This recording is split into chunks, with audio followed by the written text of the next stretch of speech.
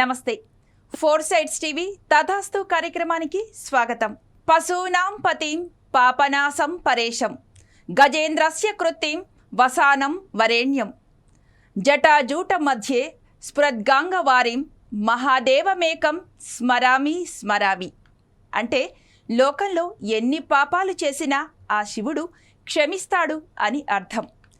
దేవదేవుడు వెలిసిన దేవాలయం శ్రీ పల్లికొండేశ్వర స్వామి ఆలయం సురుటిపల్లిలో వెలసి ఉంది. దేశంలో శైవ క్షేత్రాలు ఎన్నో ఉన్నాయి. ఇందులో చాలా వరకు శివుడు లింగ రూపంలో దర్శనం ఇవ్వగా, కొన్ని చోట్ల మాత్రం విగ్రహ రూపంలో విగ్రహంతో భక్తులకు దర్శనమిస్తాడు. తల్పశయ్యపైన శ్రీ రంగనాథ స్వామివారు నిద్రిస్తున్నట్లుగా ఇక్కడ స్వామివారు దర్శనమిస్తారు. ఇప్పుడు ఈ ఆలయ చరిత్ర ఏమిటి, స్థల పురాణం గురించి కనులారా వీక్షిద్దాం.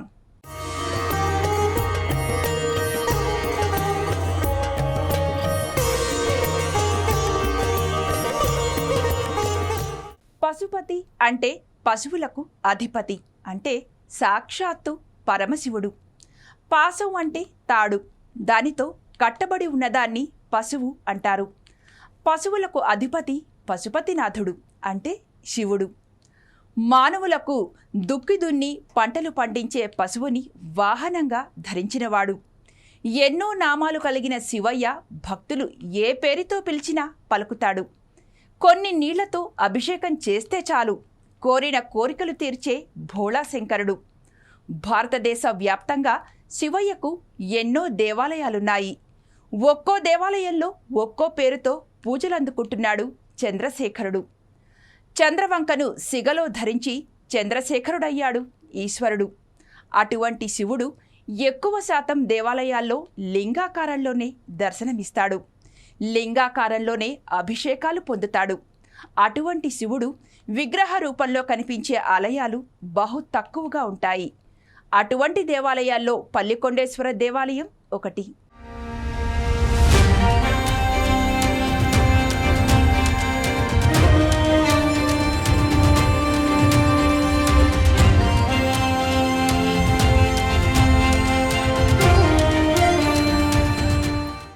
ఈ దేవాలయానికుండే మరో అత్యంత అరుదైన అద్భుతమైన ప్రత్యేకత మరొకటి ఉంది.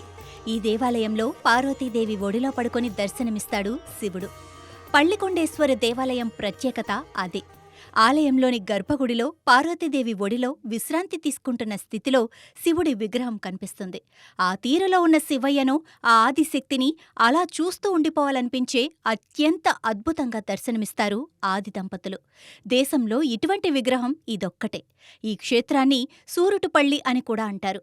చుట్టూ పచ్చని చెట్లు, సెలయేటి గలగల మధ్య ఈ క్షేత్ర దర్శనం మనకు ఆహ్లాదాన్ని కలిగిస్తుంది అనటంలో అతిశయోక్తి లేదు. శివాలయాల్లో ఎక్కడైనా శివుడు మనకు లింగాకారంలో మాత్రమే కనిపిస్తాడు. కానీ ఈ పల్లికొండేశ్వర దేవాలయంలో మాత్రం శివుడు ఇలా మానవ రూపంలో కనిపించటం ఇక్కడ మాత్రమే ఉంటుంది. ఈ పల్లికొండేశ్వర దేవాలయం ప్రపంచ ప్రఖ్యాతిగాంచిన తిరుపతికి 75 కిలోమీటర్ల దూరంలో ఉంది. ఆంధ్రప్రదేశ్ చివరిలో ఉండే సూరిటిపల్లి గ్రామం నుంచి 1.5 కిలోమీటర్ వెళ్తే తమిళనాడు వస్తుంది అనగా రోడ్డు పక్కనే ఆ ఆలయం దర్శనమిస్తుంది. తమిళనాడులో మొదట వచ్చే ఊతుకోట పట్టణానికి 2 కిలోమీటర్ల దూరంలోనే ఉంటుంది. 1334లో హరిహరరాయలు బుక్కరాయల కాలంలో స్థాపించిన ఈ శివాలయంలో 12 ఏళ్లకొకసారి కుంభాభిషేకం జరుగుతుంది. ఈ గుడిలో పార్వతీ అమ్మవారి పేరు సర్వమంగళాదేవి. ఈ ఆలయంలో స్వామి అమ్మవారి మధ్యలో దక్షిణామూర్తి ధర్మపత్ని సమేతంగా ఉండటం మరో అత్యంత విశేషం. ఆ విశేషాలను ఇప్పుడు తెలుసుకుందాం. శివుడు పార్వతీదేవి ఒడిలో విశ్రాంతి తీసుకుంటున్నట్లు ఈ ఆలయంలో ఉన్న రూపం వేరే ఎక్కడా లేదు. శివుడు అమ్మవారి తొడ మీద విశ్రాంతి తీసుకుంటున్నట్లుగా దర్శనమిస్తారు. శివుడు లింగం ఆకారంలో కాకుండా మూర్తి స్వరూపంగా ఉండే శైవక్షేత్రం ఇది. పాలసముద్రాన్ని చిలికినప్పుడు వచ్చిన హాలాహలాన్ని లోక కళ్యాణం కోసం స్వీకరించిన శివుడు ఆ గరళాన్ని గొంతులోనే బంధించాడు. అందుకే స్వామిని గరళకంఠుడు అని కూడా అంటారు. ఈ దేవాలయంలో శివుడు అమ్మవారి ఒడిలో పడుకొని విశ్రాంతి తీసుకుంటున్నట్లు భక్తులకు దర్శనమిస్తాడు. శివుడు పవళించి ఉండటం వల్లే ఆయనకు పళ్ళికొండేశ్వర అనే పేరు వచ్చిందని ఆలయ అర్చకులు చెబుతూ ఉంటారు.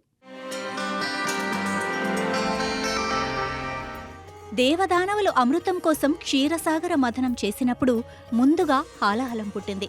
హాలాహలం లోకాలను దహించివేస్తూ ఉండగా భీతావహులైన సురాసురులు లోకాలను కాపాడాలి అంటూ పరమేశ్వరుడికి మొరపెట్టుకున్నారట.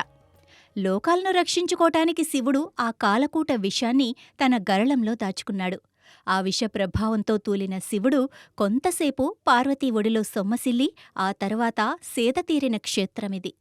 హాలాహలం గొంతులోనే ఉండిపోయి ఆ భాగమంతా నీలి రంగులోకి మారింది. అప్పటినుండే శివుడు నీలకంఠుడిగా ప్రఖ్యాతి చెందాడు. నారదుడు ముల్లోకాలకు ఈ సమాచారం చేరవేశాడు. అన్ని సురగణాలకు ఆ దృశ్యం సురుటుపల్లిలో కనిపించింది.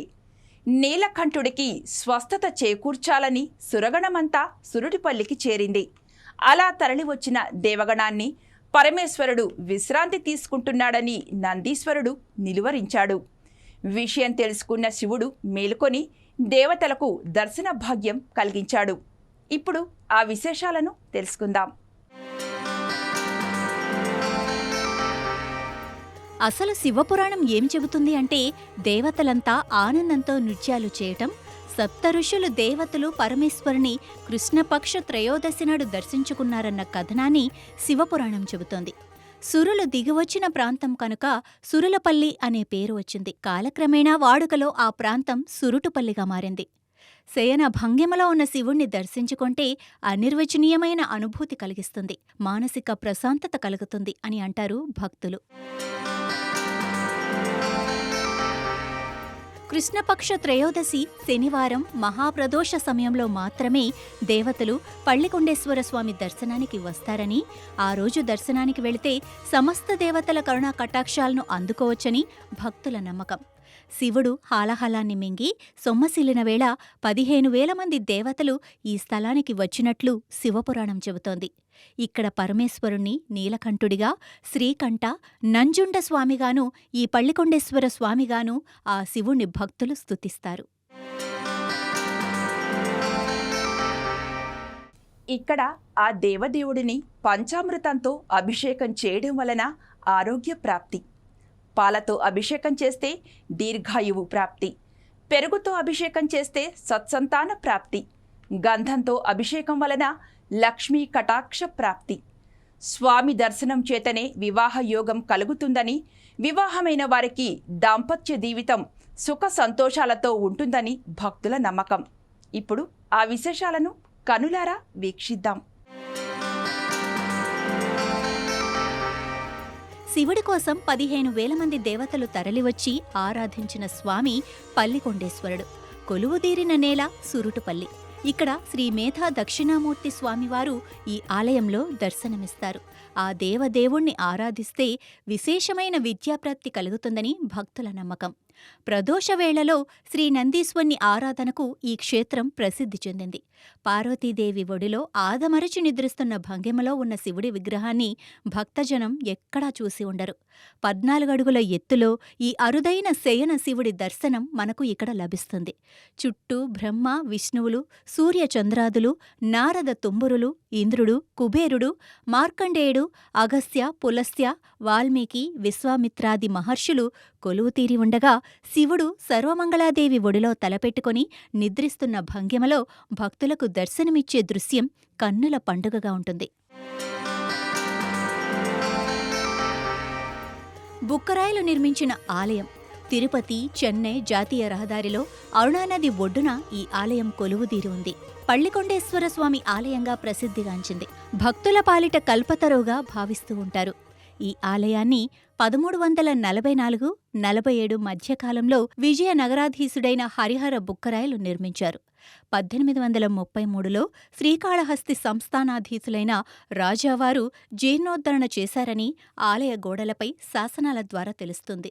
ఈ ఆలయ ప్రాశస్త్యాన్ని గుర్తించిన శ్రీ కంచి కామకోటి పీఠాధిపతి శ్రీ జయేంద్ర చంద్రశేఖర సరస్వతి స్వామివారు 1979లో ఇక్కడ మహాకుంభాభిషేకం నిర్వహించారు. ఆ సందర్భంలో చంద్రశేఖర సరస్వతి స్వాముల వారికి పరమశివుడు దర్శన భాగ్యం కలగటంతో ఆయన ఈ ఆలయంలోనే గడిపినట్లు స్వయంగా చెప్తారు. ఈ ఆలయంలోని శివుడి విగ్రహానికి అభిషేకానికి బదులు తమిళనాడు నుంచి తెచ్చే చందన తైలాన్ని ప్రతి 15 రోజులకొకసారి పోస్తారు. దీనివల్ల విష ప్రభావం ఉండదని నమ్మకం.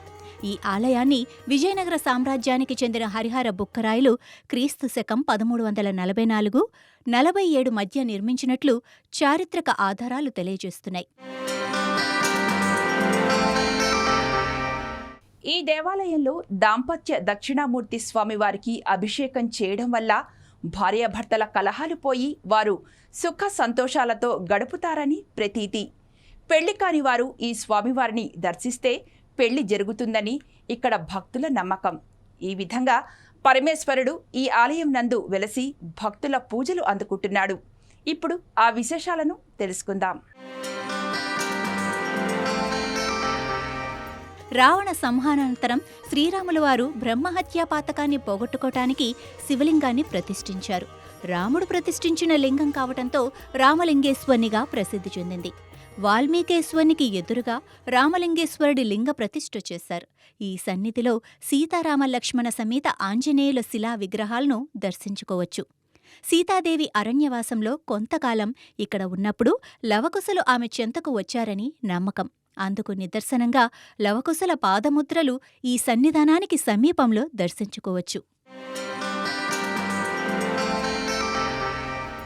అపర బ్రహ్మచారిగా ఖ్యాతిగాంచిన అయ్యప్పస్వామి ఈ ఆలయంలో పూర్ణ పుష్కల సమేతుడిగా ఇరువురి భార్యలతో గజవాహనంపై దర్శనమివ్వటం అందర్నీ అబ్బురపరిచే విషయం. కలియుగంలో బ్రహ్మచారి అయిన ఈయనకు త్రేతాయుగంలో 2 భార్యలు ఉన్నట్లు రుజువు చేయబడింది. బ్రహ్మ విష్ణు మహేశ్వర్లు ఒక్కటేనని చాటే విధంగా ఒకే పాదంపై 3 మూర్తులుగా దర్శనమిస్తున్న ఏకపాద త్రిమూర్తి విగ్రహం చూపర్లను విశేషంగా ఆకట్టుకుంటుంది.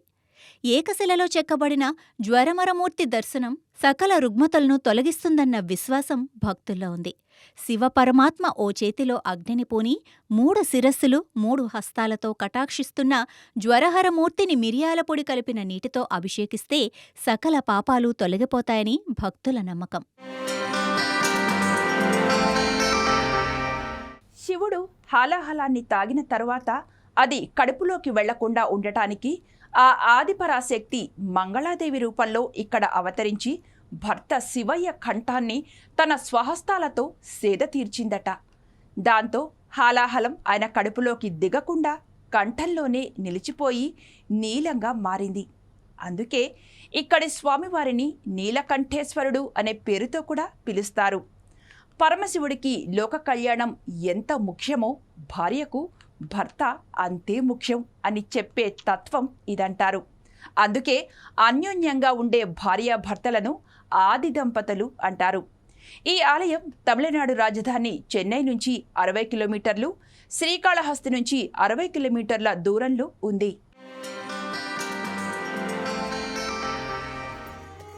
అసలు శివుడు కాలకూట విషాన్ని ఎలా మింగాడు? శివుడి కాలకూట విషాన్ని మింగి సొమ్మసిల్లినది బహుళ త్రయోదశ తిథి శనివారం ప్రదోషవేళ. శివుడు విషప్రభావానికి లోనయ్యాడన్న విషయాన్ని నారదుడు ముల్లోకాలకు చేరవేస్తాడు. దీంతో సురగణాలు ఈ క్షేత్రానికి హడావిడిగా చేరుకుంటారు.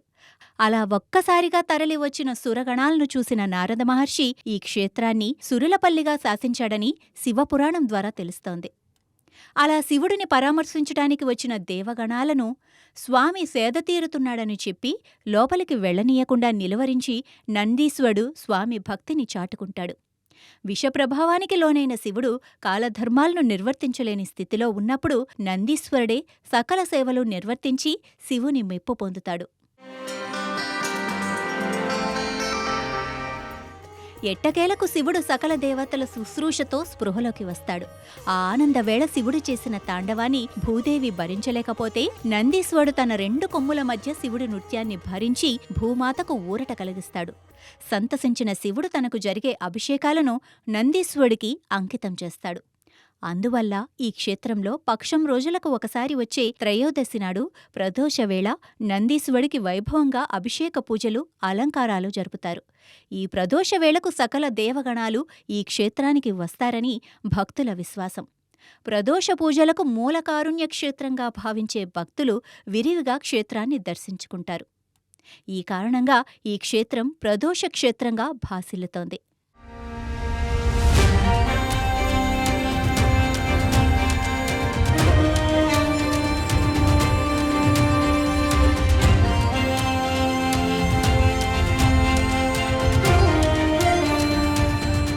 చూశారుగా సురటిపల్లిలో వెలిసిన శ్రీ పల్లికొండేశ్వర స్వామి ఆలయ విశేషాలు.